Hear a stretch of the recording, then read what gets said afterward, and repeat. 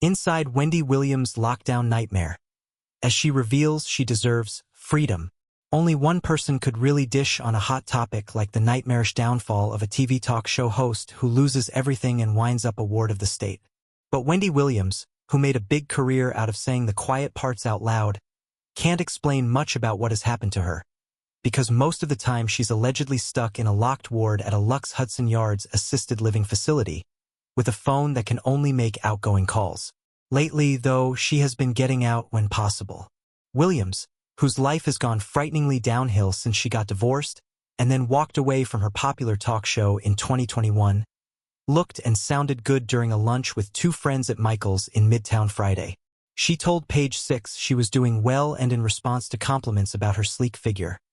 She was wearing a short jacket with puffy fur trim, black leggings, and her customary furry boots.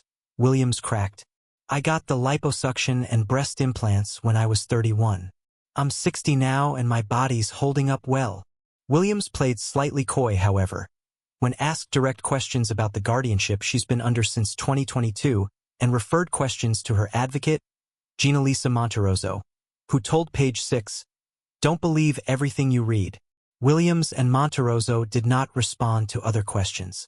Hope to get out of Williams' sighting at Michael's was just the latest in a recent campaign to rally whatever troops she can to get the word out about how she is not mentally incapacitated.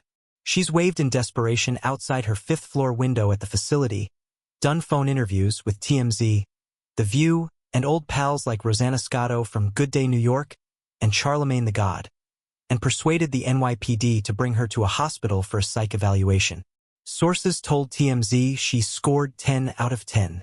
For 3 years, Williams has been a prisoner of a guardianship she says she doesn't need, and reportedly loathes her guardian, Sabrina Morrissey, who wields considerable power in the secretive world of judges and conservatorship in New York City. The TV host is in the locked memory care unit because even she admits she celebrated at the facility's eatery on her birthday last year. One person with knowledge of the situation told Page Six Wendy got roaring drunk and was transferred to the memory care floor for her own safety. Our court friends and associates are divided, however, on whether or not she has ongoing progressive neurological problems or if her years of drinking could have caused a condition that mimics dementia. Williams is very pointed in her blame. "I am a college-educated woman, global international person from radio to television," Williams said in a phone interview with The View earlier this month. "I've been doing important things all of my life, and these two people don't look like me. They don't dress like me. They don't talk like me. They don't act like me. They will never be me. I need them to, with my knees. Get off my neck," she added. "I can't do it with these two people again. I can't. And I'm speaking of the guardians and the judge." Ordered Guardia Williams was diagnosed with primary progressive aphasia and dementia in 2023, but she maintains that the diagnosis is false and she's fine. A source close to the conservatorship disagrees, saying Williams was evaluated by top doctors at Weill Cornell Medical Center. Morrissey, who rarely gives interviews, did not return a call from Page Six. Earlier this month, her lawyer hit back at Williams' recent claims that she was in a prison in a letter to TMZ, calling them untrue, inaccurate, incomplete, or misleading, and shipped soon. But the close source said that a new cognitive test has been ordered and will be conducted on Williams sometime within the next few months. Still, others wonder if Williams' cognitive problems could have been caused by her years of heavy drinking, which led to a 2019 stay at a sober house while she was still hosting her daily talk show, which ran from 2008 to 2021. Williams has long been open about a cocaine addiction she had when she was much younger. Serious alcoholism can sometimes cause a type of vascular dementia. It can also cause lymphedema in the feet, which Williams told Page Six Friday that she suffers from and is why she uses a scooter. Williams sounded cogent during the recent interviews she's given, and Page Six spoke to 3 separate sources who say they've had lengthy conversations with her this month. All said she sounded like her old self. "She sounded like the old Wendy Williams to me," said one insider who has known Williams for 20 years and worked on her talk show. "It was a long, funny, emotional conversation. It's hard to believe she has dementia and aphasia." Bruce Willis, who suffers from aphasia and frontotemporal dementia, could never pull off a conversation like that, the insider added. The last time I spoke to her was 2 years ago and she was wasted. She was drinking every day. But now she seems fine. She's sober. And she wanted to gossip about the Real Housewives of Atlanta. She sounds fantastic, Suzanne Bass, who was executive producer of The Wendy Williams Show from 2008 until 2021, told Page 6 after speaking to Wendy recently. Bass was the one who booked Williams for her recent phone interview on The View. "My mother has dementia. Wendy doesn't," Bass said. "Wendy does get emotional when we talk, but it's understandable. She sees life going on without her. It's a horrible situation. This is a very famous woman on top of the world who is living in a memory care unit and doesn't have access to any of her stuff and her money. A lot of hype going on, but she still sits there."